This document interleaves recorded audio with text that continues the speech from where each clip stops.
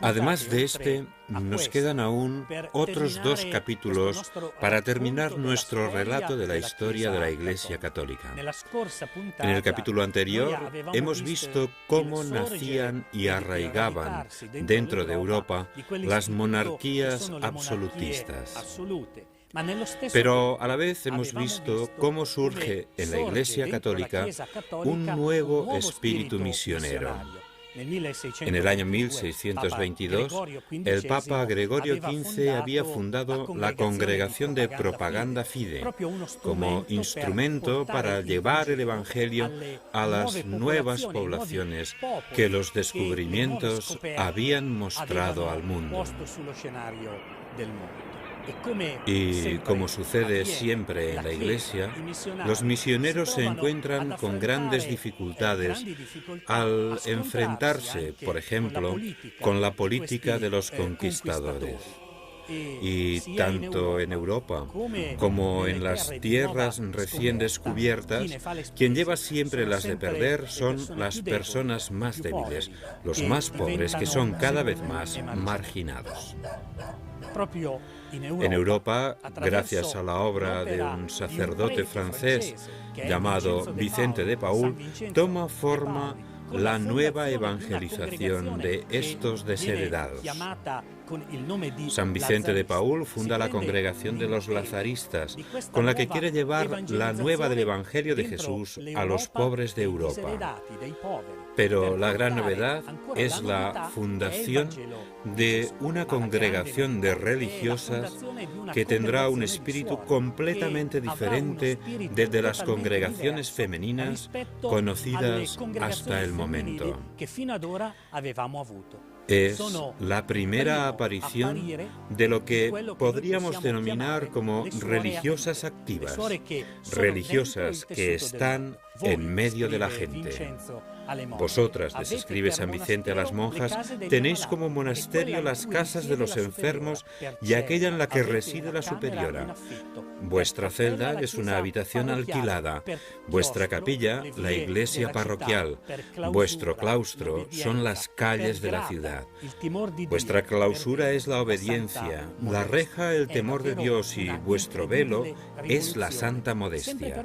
Es una revolución increíble, pero siempre dentro de la senda de la caridad, del amor. Hombres y mujeres dispuestos a dar testimonio del camino de amor, de un evangelio sencillo y de su adhesión a la persona de Jesús. San Vicente logró la aprobación de una organización de mujeres laicas fuera de la clausura y al servicio del prójimo. Estas son las hijas de la caridad, que han alcanzado gran difusión por todo el mundo. Hoy en día son unas 20.000, aunque en los tiempos del tercer centenario de San Vicente, en 1960, cuando yo conocía esta figura extraordinaria, se decía que las monjas eran 44 o 45.000. Era la comunidad más difundida por todo el mundo, y no eran monjas. Las hijas de la caridad son personas que no hacen ni siquiera los votos, profesan votos secretos anualmente. Solo la primera vez pueden pronunciar la fórmula de consagración fuerte, pero en la fórmula de consagración se hacen votos para un año, de pobreza, castidad y obediencia, según las constituciones y los estatutos que son propuestos. En el siglo XVIII, como se puede ver en este mapa, los cristianos han llegado prácticamente a todas partes, aunque divididos. Los católicos están en Italia, España, Polonia, Austria, Bohemia, Países Bajos, Alemania del Sur e Irlanda. Católicos son también la mayoría de los franceses, muchos húngaros y suizos y una minoría en Inglaterra. Los luteranos son mayoría en Alemania, Rusia y Escandinavia. Los calvinistas predominan en algunas zonas de Suiza, están presentes de forma dispersa por Europa y gobiernan firmemente en Holanda. La situación en las tierras de misión no es muy diferente. Los católicos han arraigado su presencia en Sudamérica y en Asia, así como en los sectores controlados por Portugal en África. En Norteamérica se encuentran todos, desde los católicos hasta los puritanos, pasando por los anglicanos. Como habéis podido ver en los mapas que se han mostrado, ya no hay unidad religiosa. Es verdad que la religión católica es mayoritaria, pero ya no hay unidad. Para entender todo esto, debemos mirar hacia atrás un momento y situarnos en la Universidad de Lovaina, en Bélgica, a principios del siglo XVI. Allí enseña Cornelio Hans, llamado Jansenio, que centra su pensamiento no ya en el Dios misericordioso, amor crucificado, sino en el Dios riguroso. Su pensamiento desarrollaba la idea de que Dios no ha salvado a todos los hombres, que no murió en la cruz por todos los hombres, sino solamente por aquellos que han sido elegidos y viven de manera íntegra y rigurosa su pensamiento y su doctrina. El jansenismo se difunde en Francia hasta el punto de que en 1713 Clemente XI debe dictar una bula que condena las teorías extremistas de uno de los discípulos de Jansenio, un tal Kessner. Pero los más activos contra esta corriente rigorista son los jesuitas, los cuales son la fuerza más importante en la instrucción de las clases dirigentes. Pero también el principal obstáculo para aquellos que querían replantear la participación y la presencia de los católicos dentro de los gobiernos. Pero, ¿cómo estaban organizados los gobiernos de entonces? El siglo XVIII es la época en que la administración de los estados europeos está totalmente concentrada en manos de las familias reales. En la administración de los estados ya no hay órganos representativos medievales como las asambleas de señores, de ciudadanos libres o los consejos de las ciudades mercantiles como Venecia. El Estado está ahora completamente en las manos del rey. Este, por medio de una burocracia que controla en su totalidad, gestiona el poder de manera absoluta en estrecha alianza con la gran nobleza y los grandes comerciantes. Leyendo las crónicas de las recepciones de corte de aquella época, da la impresión de estar ante un mundo elegante, de maneras refinadas. La realidad es totalmente opuesta, una violenta pirámide que tiene al rey en su vértice, el cual domina y se aprovecha del duro trabajo de los campesinos y artesanos europeos y de la explotación intensiva de las nuevas tierras, haciendo trabajar a miles y miles de esclavos. En esta situación de gran decadencia social, el rey, los nobles y los gobernantes viven lejos de la gente pobre. Y ésta comienza a preguntarse si todo esto que está sucediendo es voluntad de Dios. El radicalismo jansenista, como ya hemos visto, encuentra tierra fértil donde arraigar cada vez más en medio de la sociedad. Acusan a los jesuitas de favorecer esa injusta política. Incluso, dentro de la Iglesia, aparecen voces acusando a los jesuitas de estar involucrados en esta situación.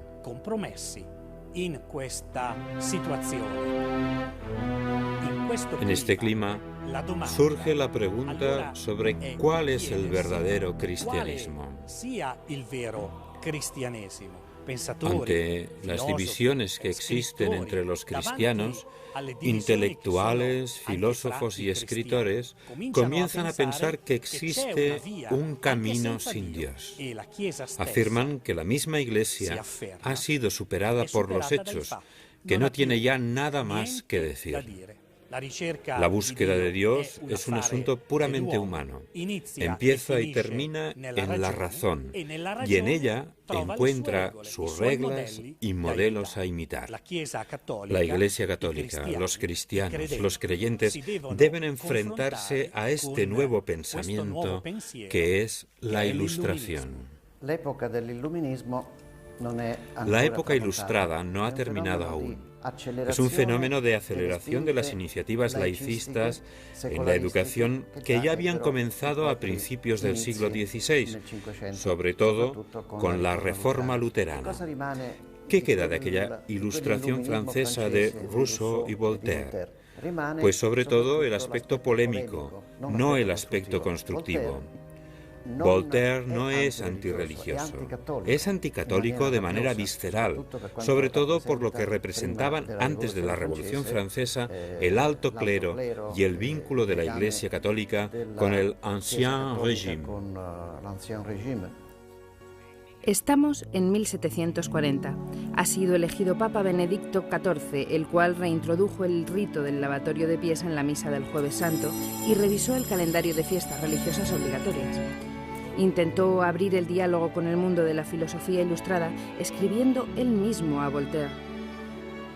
Mientras tanto, crece cada vez más la hostilidad hacia los jesuitas, sobre todo entre los círculos de los ilustrados.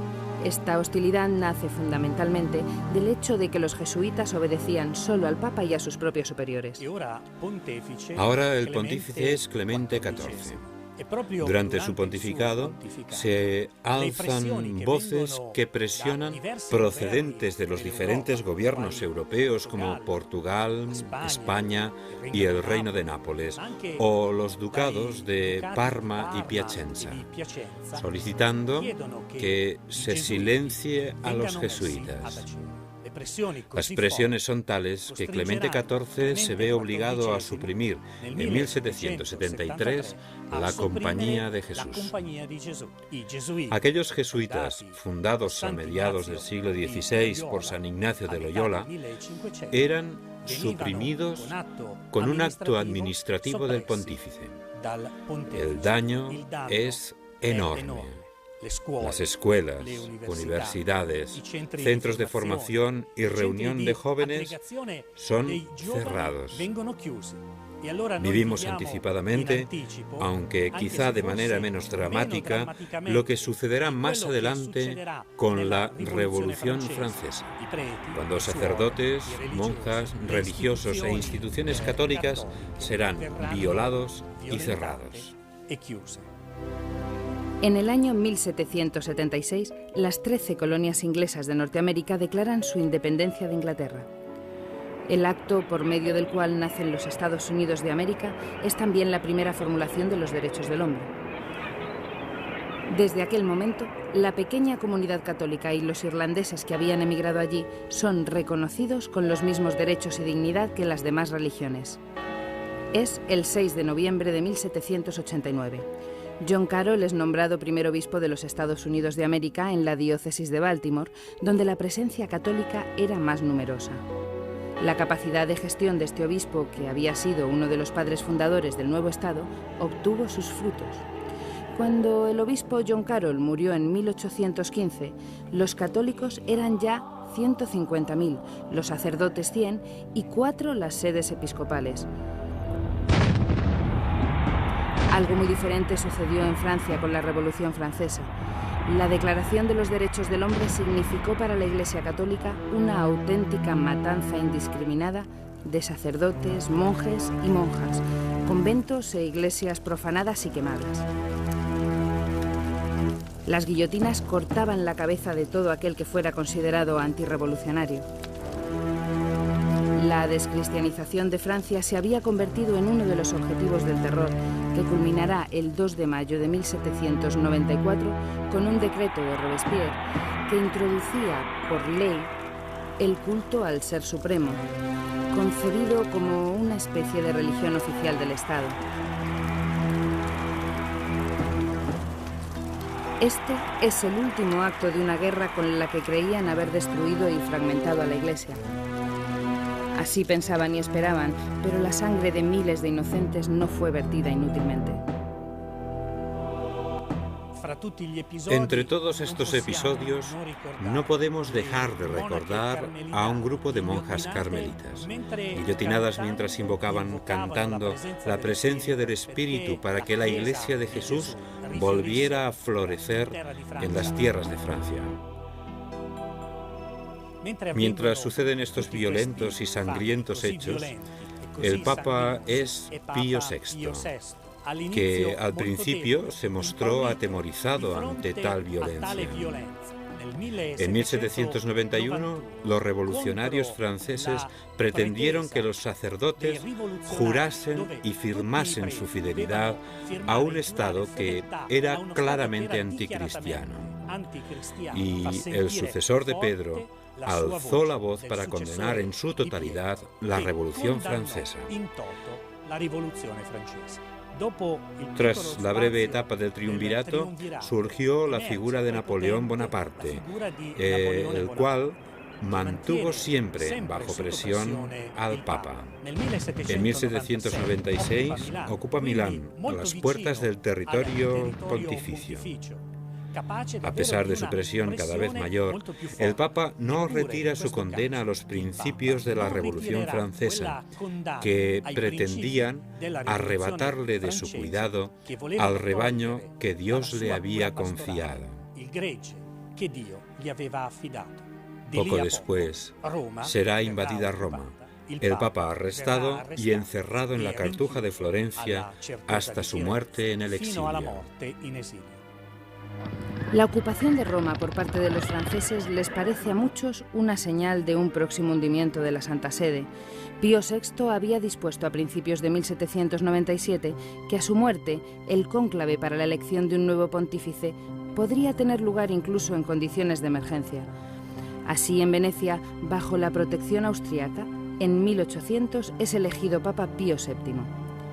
Este, junto a su fiel secretario de Estado, el cardenal Ercole Consalvi, vuelve a Roma con Napoleón Bonaparte. El 16 de julio de 1806 firma el concordato que reconoce en Francia al catolicismo como la religión de la mayoría del pueblo francés. Las relaciones entre los pontífices y Napoleón degeneran. Ahora es el Papa Pío VII quien se ve obligado a presenciar la autocoronación de Napoleón en París. Es el 2 de diciembre de 1804. No habían pasado ni siquiera 4 años, el 2 de febrero de 1808, cuando Napoleón y su ejército entran en Roma, ocupan el Estado Pontificio y vuelven a encarcelar de nuevo al Papa. El 10 de junio de ese mismo año, 1808, Pío VII excomulga a Napoleón Bonaparte. Entonces, el Papa es arrestado y conducido hacia Francia, siendo alojado de manera provisional en Savona. Todavía hubo que sufrir bastantes años de violencia. El Papa estaba prisionero cuando Napoleón fue derrotado definitivamente en Waterloo en 1815. El sucesivo Congreso de Viena restableció el Estado Pontificio en las fronteras que tenía antes de la anexión y conquista por parte del ejército napoleónico. En el nuevo clima que se crea, Pío VII entra en conversaciones con muchos gobiernos de Europa para buscar la posibilidad de un nuevo empuje misionero. La reconstrucción de la Compañía de Jesús dará nuevo impulso y desarrollo a esta nueva evangelización. Más tarde, León XII reestructurará y reorganizará la congregación Propaganda Fide, nombrando director al cardenal Consalvi. Este será sustituido por el cardenal Capellari, que más adelante se convertirá en el Papa Gregorio XVI. El Papa Gregorio XVI comenzó su pontificado reorganizando las misiones. El 12 de noviembre de 1845 aprobó una disposición de Propaganda Fide en la que se alentaba la formación de un clero y una jerarquía indígenas en aquellos territorios de misión donde la Iglesia anuncia el Evangelio.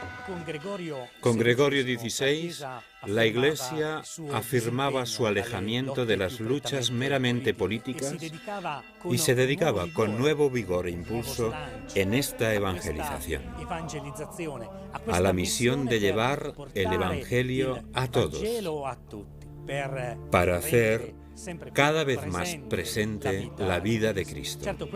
Evidentemente esto no significa encerrarse en el ámbito espiritual, sino trabajar con más ahínco en apoyar a los más pobres, en apoyar a quienes más necesitan. Aquí podemos ver el nacimiento de lo que luego será el desarrollo de la doctrina social de la Iglesia, de los principios que deben guiar a una sociedad. Los principios que deben estar en la base de una sociedad que vea en el hombre a la persona, un hombre cada vez más individuo con sus derechos y deberes. En la Revolución Americana, fundada precisamente en la Declaración de los Derechos del Hombre, surgirá una federación de estados democráticos. En Europa hará falta más tiempo. Las guillotinas, los campos de concentración, la violencia, los gulag, se irán sucediendo todavía en nuestra Europa, prácticamente hasta ayer.